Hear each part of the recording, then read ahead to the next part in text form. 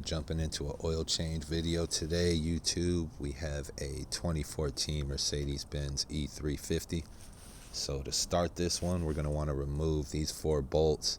First, you get your car jacked up where you get under it, but remove those 4 bolts, pull that splash guard down, and at that point you're going to be able to access the rest of the bolts, and you'll just kind of follow it around both sides. This car has 2 splash guards and they're attached, so you'll see 1 bolt to the left, 1 to the right.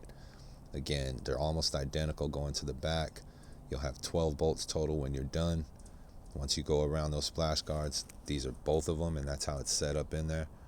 Get that out, head back under the car, get your oil drain pan set up, and then on the oil pan you have a 13 millimeter bolt. You'll be pulling that out, allowing that to drain into your pan.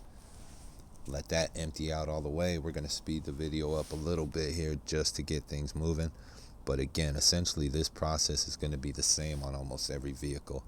Your oil filter location will change, but the process is essentially identical. So now we have this draining into the pan. We got the liquid moly. This customer only buys that for this vehicle, top tier oil. We're going to keep the 6.9 liters, set that to the side while we do the oil filter. Now check your gaskets out, make sure they sent the gasket in the box. That'll be for the oil filter cap. No matter how dirty the engine is, you want to keep your job clean. So if you have any type of rags, paper towels, bags even, just stuff that around the area. That way you can just toss that away if anything leaks or drains on there. Oil filter removal cap, that right there, that tool that I got to remove that, I think I got from Harbor Freight. You can get it from any auto shop or Amazon, wherever you get your stuff at. That gasket's going to need to be changed out. So let's throw away the old oil filter. That one gets tossed. New filter comes out. Again, the top of this gasket, I always put oil on right here just to make sure it seats in nice and it doesn't bind up. Same thing with the one on the side. You're going to want to pull that gasket off, toss it inside of your box for the new one. You should have the new gasket ring right there. I put oil on this one also. Keeps it from not tearing or kind of slicing itself up, being dry. Keep that on there. Once I get it on, I like rolling my fingers around it just to make sure it's seated in there nice and tight and it's not loose.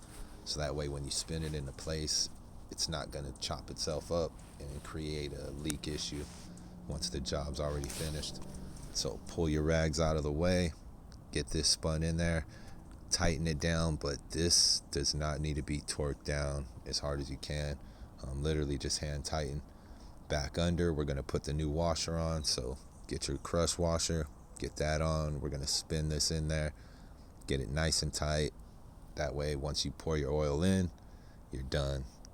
Game, set, match. You can move on either to the next job or drive to wherever you're going. So let's get this tightened up. Liquid moly 6.9, pour that in the top. Oil filter cap, make sure you keep that close by. You're good to go. Let's get it going.